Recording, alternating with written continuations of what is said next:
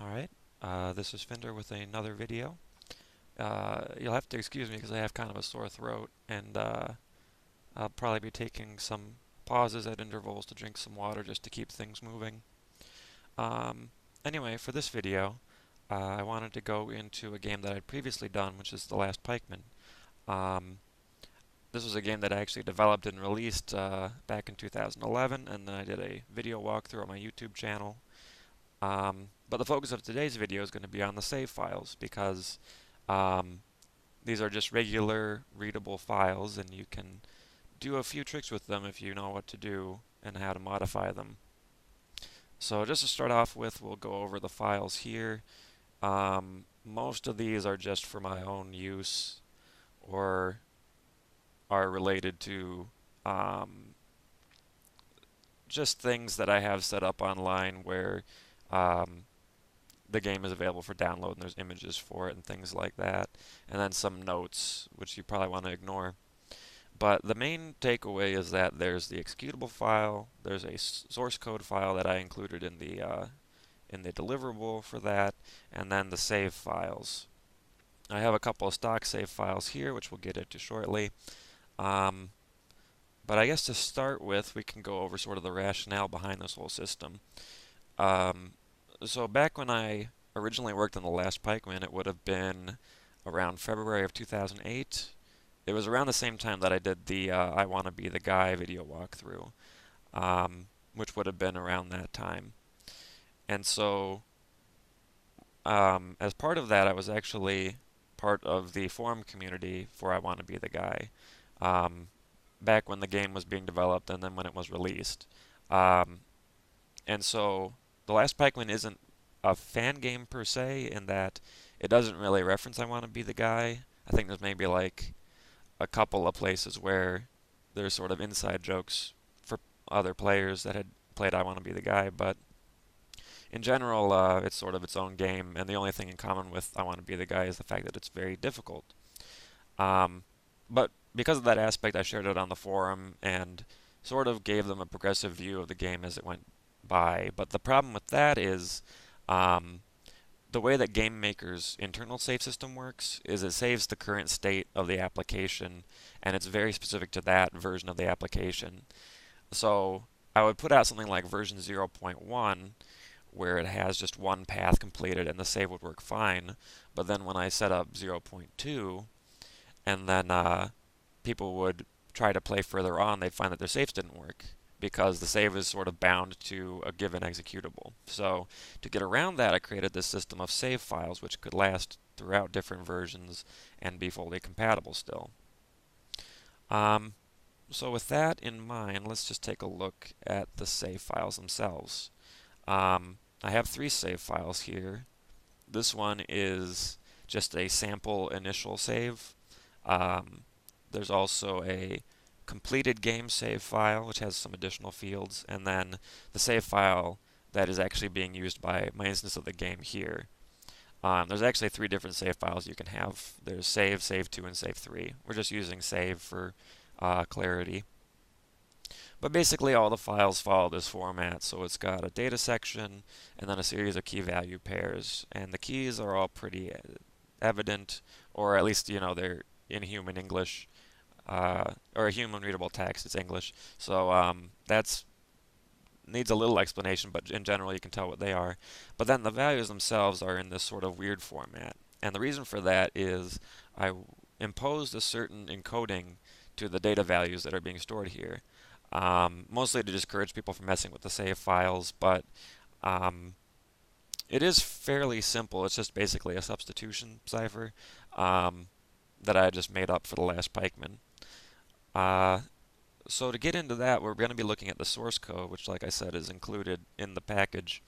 But just as a forewarning, the actual code itself and the way that the Last Pikeman was designed is sort of piecemeal because I started in 2008, like I said, and at the time I was a freshman in college and just learning about computer science and that sort of thing. And then by the time I finished it, which would have been summer of 2011, I completed my schooling and I had a better idea of how things worked. Um, but that said, like by the end, a lot of the decisions that I made at the beginning I was sort of stuck with. And so there's sort of these remnants of functionality and weird sort of foibles that we're going to run into as I go through this explanation. But for now, let's just go to the code. Okay, so here I have GameMaker 8.1 with the source code loaded up, and in particular I have the encoding function loaded up. And it's very simple. Basically what it does is for any number that's input, it goes through each digit of the number, and then it adds 164 to it, and then an additional offset, depending on which number it is in the sequence. So if it's the first number in the sequence, there's no offset added. For the second number, it adds 8. For the third number, it adds 16. And for the fourth number, it adds 24. And so on in that fashion. So it takes that offset plus 164 plus the value of the number, that particular digit, and turns it into a character based on the system's encoding.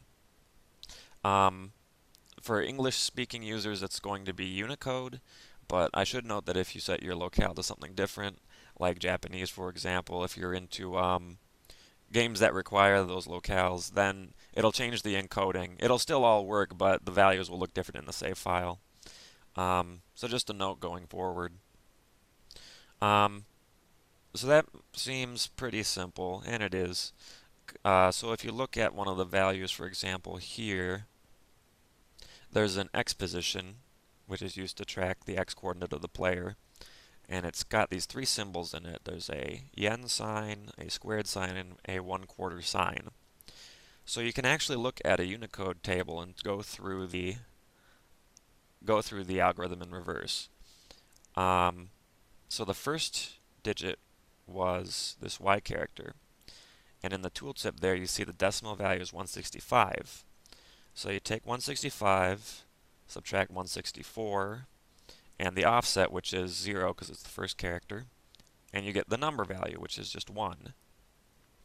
The second digit is the squared symbol, decimal value 178.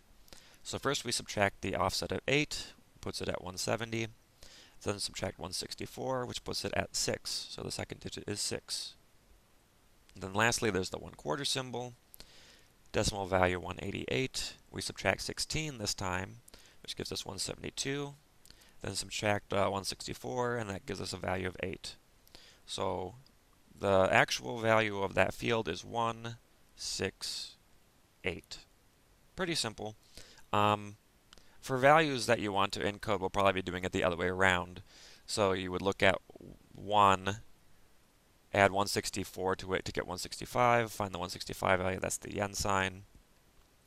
Then you've got 6, you add 164 to make 170, and then the 8 offset to 178, which is the square. And then 8 plus 164 plus 16 for the offset is 189. Or I'm sorry, 188. Right, and that's the 1/4 symbol. So you can go back and forth. It's pretty simple. You can do it in your head, or another way of doing it is just remembering that the 0 point is this weird star-shaped circle thing, and then just count off the numbers from there, or the offsets, and then the number. Okay, so from there, I think it would be good to go over what these fields actually mean in the save file. So the values here, the names are fairly self-explanatory, but some of them are a little obscure. So we're just going to go through it top to bottom here. The deaths is just a running counter of the number of deaths that you have during a given game. Right now it's set to 0, which is that one symbol we saw earlier. And then that gets displayed to you both underneath the save and load file to sort of give you a sense of which one it is, and also at the very end of the game during the credit sequence. It tells you how many times you died. The previous flag we're going to just skip over for the time being. The room num is a flag. Well, it's just a numerical value that refers to the room index internally within GameMaker, and that pretty much directly gets put into a function that loads the room. So it's a very powerful field, and it's probably the one that's most associated with your forward progress in the game. Right now this is set to the starting room, which is actually If you decode this, it's number 14. And the reason for that is because the starting room is sort of this hub room, and then if you go to the right, that's the first path. And when I originally worked on this, I did the first path first, and then I set up the hub. So later rooms get larger numbers, and so this room number is actually after um, the rooms that in the game come after it. The x position is the x coordinate of the player. 0 is left, and a positive number is right. The y position is the vertical position of the player, with 0 being up and a positive number being down. Now for the restart flag, I'm going to cycle back to the previous flag a little bit and give a little bit of history on how the Last Pikeman was first developed. So the way that it was set up originally, I toyed with the idea of having it be sort of a more open world kind of situation where you could go forward into a room, but then you could backtrack through it if you wanted. So you could end up going partway through a route and then going back if you wanted to. And the way that that's done internally in GameMaker is to set rooms to be persistent. And what that means is basically a change happens in the room and then you leave it, but when you come back, those changes persist. Um, which is all fine and good, but the way that it works internally is if you quit the game and then load it back up, um, and then try to go back to a previous room, it doesn't persist that state. It only does it within a given session of playing. So if you were in a room and could go backwards to a previous room, the state would be set to its initial form, and things like your position in the room would be set to whatever it is at the beginning. So it would look and act incorrectly. So to get around that, I set up this flag called previous, so that if you start up the game again and then try to go backwards, instead of letting you go backwards, it would look at this flag and see that it was set to 1, and it would basically make it so that the object that you collide with that takes you to the previous room instead is treated as just like a boundary. So you can't go back to previous rooms after starting up the game again. Now, after looking at the code, it doesn't appear as though this value is ever actually used. Like, it is read out of the save file, but it's always assumed to be 1 if you're loading the game, which makes sense because that's the only time that it's really in use. So the fact that it's in the save file at all is pretty much just vestigial. It doesn't serve a purpose, really. So we can just ignore it, but then that takes us into the restart flag. And this is something that is still actually in use, although in theory it doesn't need to be in the save file. It could basically all be done with some global internal variable, but because the rooms are set to be persistent, there has to be something that is done when the player dies in order to reset the room to its state. Like I said, it only remains persistent while the game session's actually running. So, as sort of a workaround to that, what I did was when your character dies, it actually fully restarts the game. It appears seamless in the end, and you just jump back to your room that you died, well, the room that you last saved in, with your current stats and everything. But this restart flag is then used to determine what is done when the game restarts. So, if you're just loading the game from the desktop, this restart flag is set to 0. And so it'll show the title screen and you can start a new game or load a game or whatever. But if it's set to 1, then what it will do is it'll bypass the title screen and take you immediately to this save file. With the whatever parameters that are set here will be set to your current game session, and then you'll just jump to that immediately. So that way when you die, it restarts the game, immediately loads this up, and it appears like the room essentially reset. It's sort of a weird workaround, and a lot of it has to do with the consequence of the rooms being persistent, which they don't technically need to be, but currently it is technically in use in the sense that if you're alive and you move between rooms, you can still move backwards up until the point that you die or load the game up again. So it's just sort of an interesting thing that's being tracked in the save file. uh, and that's what that field is used for. Um, so that's just basically an initial save file that I have set up here. Um, but on top of that, there's also the save file that gets generated when you beat the game. So it has the same fields as before, and the values are a little different because I died a bunch and I'm in a different room, and the coordinates are a little different. But you see that there's these additional boss flags that get set, and then this last field gets set. So the boss flags each correspond to the 4 bosses in the game. There's Jetpack McFuture, Chain Dynamo, Grafted Mage Hand, and then Ninja Von Ninja. And then these values that get saved here are specific to those bosses. So this will always be the yen sign, this will always be a pipe, and so on. And actually this just is a sequence that, hold on a minute, there we go. Basically it's just a sequence of 1, 2, 3, and 4 right in a row. And so these get set when you pick up the red flashing orb that appears after you beat the boss. So it is still possible to beat the boss and in some cases die, and it doesn't register you as having beat the boss, and so you have to play against them again. But once you touch that unit, the red orb, then it'll set these, and that's fine. Now the final boss is handled a little differently. That is the first gunman, and then his second form is Death. It gets its own special section called Win, and the actual field's called Ultima.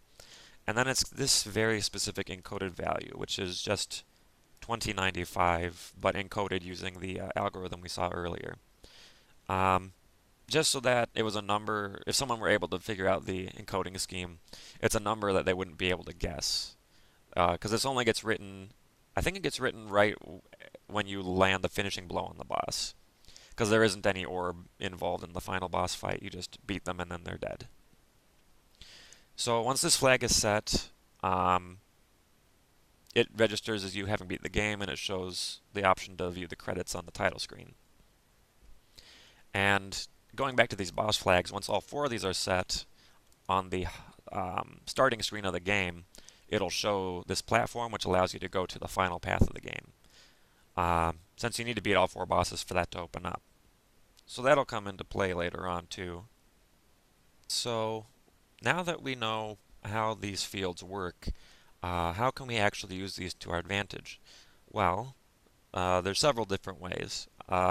Certain fields like previous, that's not even being used. Deaths, you can put in whatever value you want, but you could just as easily delete this and it would register as 0 deaths. I didn't think that was too much of a issue because it doesn't really affect the game. It's more like a personal bragging rights kind of thing. So I didn't put any explicit checking for that really. The room number is something that can be directly manipulated, and that's probably the most powerful tool that we've got. So I can actually go in here. This is a save file that's set to the final boss, essentially. So I can take the room number, which is the copyright symbol, and then the registered trademark symbol. I think that was like 52 or something like that. And then we can just paste it into the room number here and save. Now if we go to the executable,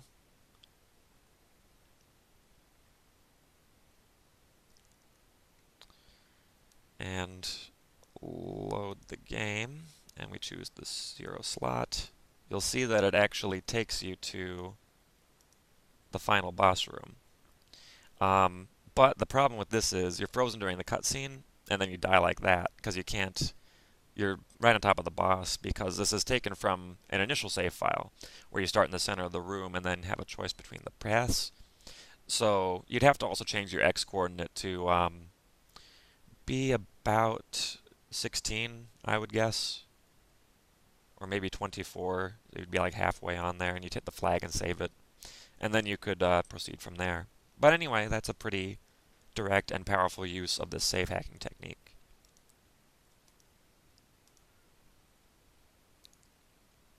And you can see that the save file changed as I died a few times there. But I'm going to just reset the state to the starting save. Okay, so in tandem with that, you can change the X coordinate and the Y coordinates. Um, and those can be just changed to any positive integer value. One thing I do want to note is the Y position can be pretty immediately changed fairly simply at the beginning of the game. There's the starting room, which I guess I'll show you now.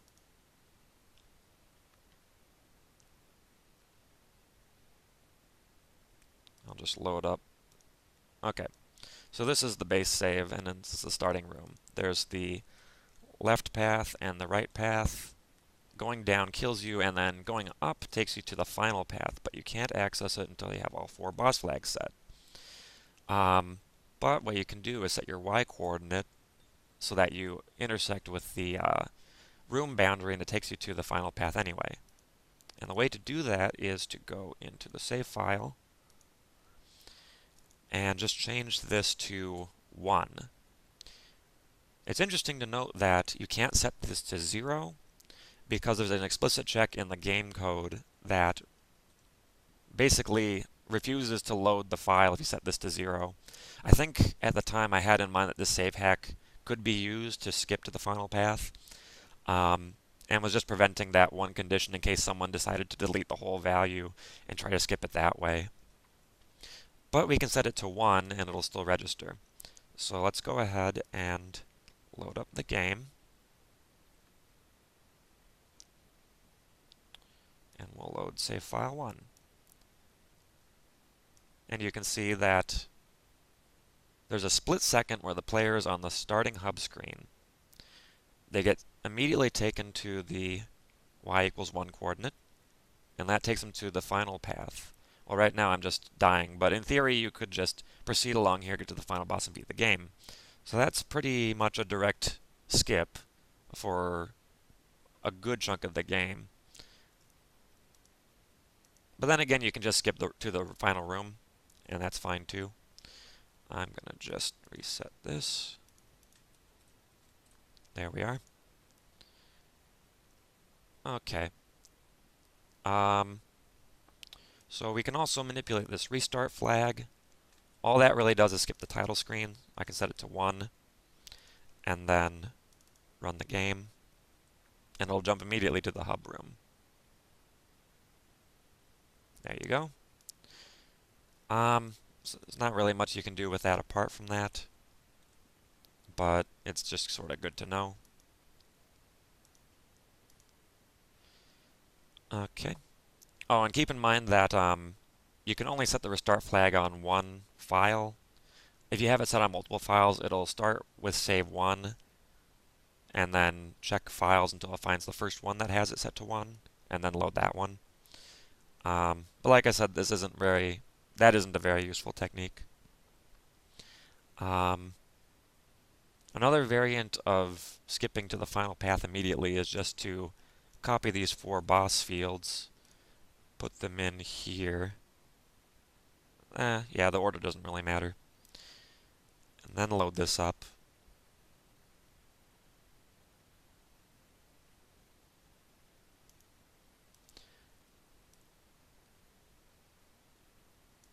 So you can see that this puts in the platform, and then you can just jump up here, and it takes you here. So it's the same basically as the y-coordinate hack, except only specific to this one room, and it's a little more involved. But let me just get back here. And then of course there is the primary flag. Whoops. For determining whether you've won the game. And so you can just pop this in here. It looks like I died once and it recorded it, so I'm going to just set that back to 0. And that all looks good. And then I can just load the game up again.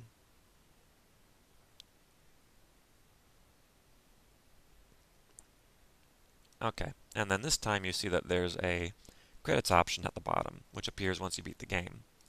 And if you click on that, it'll show the credit sequence, and that's fine.